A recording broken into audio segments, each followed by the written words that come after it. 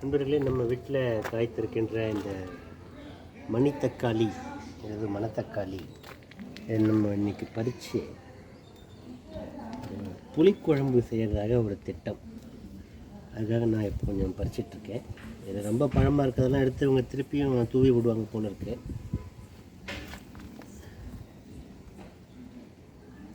காயாக இருக்கிறதெல்லாம் எடுத்து குழம்பு வச்சுருவாங்க போல இருக்கு. வேகமாக வளர்ந்துட்டு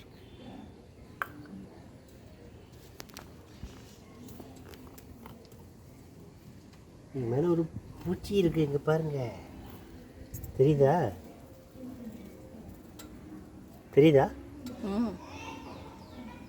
என்ன பூச்சின்னு தெரியல, உட்காந்துருக்கு. லேடி பக் மாதிரி. லேடி பக் அது அப்படியே உட்காந்துருக்கு பார்த்தியா?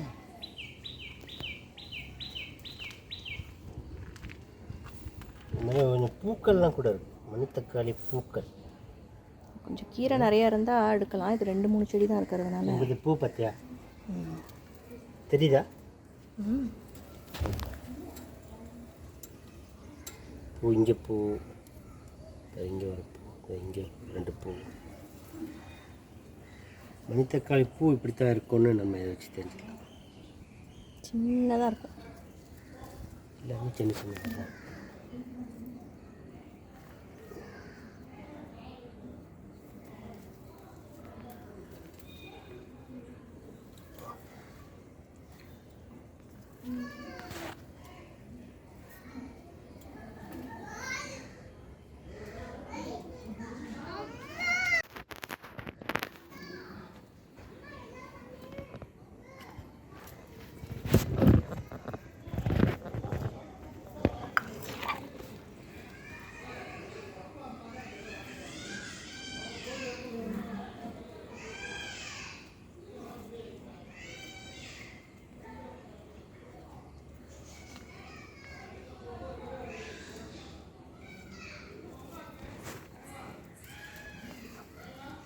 புரியுதா? இதுக்கு அடியில் இந்த இலைக்கு அடியில் தெரியல.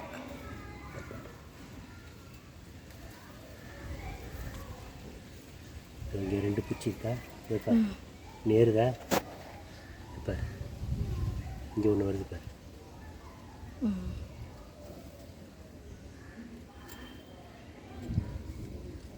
என்ன பூச்சின்னு தெரியல அது.